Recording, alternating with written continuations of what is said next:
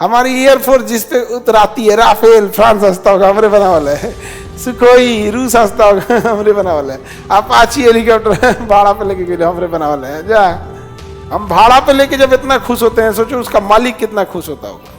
थोड़ा अमेरिका से जहाज खरीद के अमेरिका के ऊपर उड़ा के दिखाइए तो उड़वे नहीं करेगा। उसके पास उतना सॉफ्टवेयर कंट्रोल रखा है, रिस्ट्रिक्शंस लगा देगा।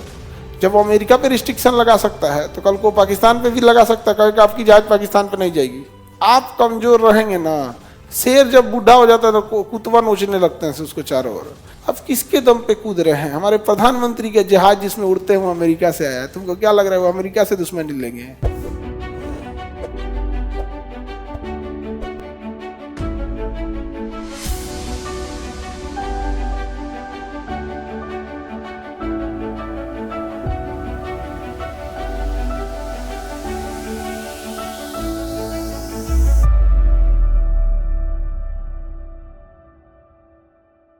ये कौन कह रहे हैं सर आपकी राय क्या है, क्या करना चाहिए अमेरिका के साथ?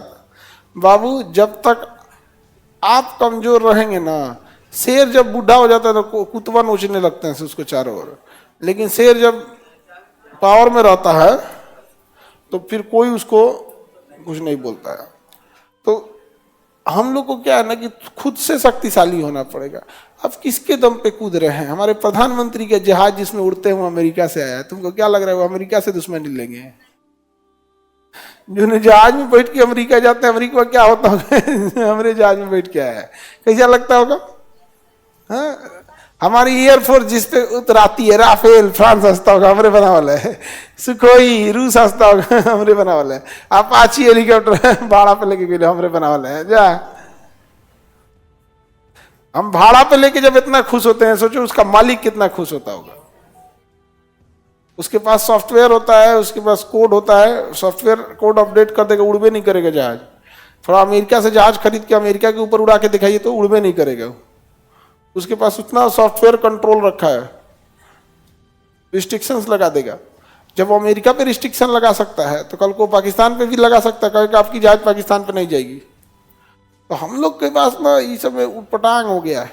रिसर्च एंड एनालिसिस हमारे यहाँ एकदम खत्म हो गया है। इंजीनियरिंग कॉलेज का उद्देश्य हो गया है कि 30-40 हजार की नौकरी कमाना, इससे ज्यादा कोई उद्देश्य नहीं रहा। इंजीनियरिंग कॉलेज क्या बन गया? डिग्री का अड्डा हो गया है, बीटेक का डिग्री दे देना। और आईआईटी वाले हैं सब, आईआईटी करेगा भाग जाएगा बाहर। जर्मनी मशीन इंडस्ट्रीज में बहुत आगे है। जर्मनी किसमें आगे है? मशीन इंडस्ट्रीज में, मशीन में। भारत में अगर किसी का डायलिसिस हो रहा है तो उसकी मशीन जर्मनी से आई होगी, किसी का अल्ट्रासाउंड हो रहा है तो मशीन जर्मनी से आई होगी, किसी का सीटी स्कैन हो रहा है तो मशीन जर्मनी से आई होगी, एमआरआई हो रहा है तो मशीन जर्मनी से आई होगी, एंजियोग्राफी हो रही है तो मशीन किससे आई होगी? जर्मनी से। रेडिएशन हो रहा है तो मशीन जर्मनी से आई होगी। हमने क्या किया है? तो उस बेशर्मी की तरह उस पर 12% जीएसटी लगा दिया है।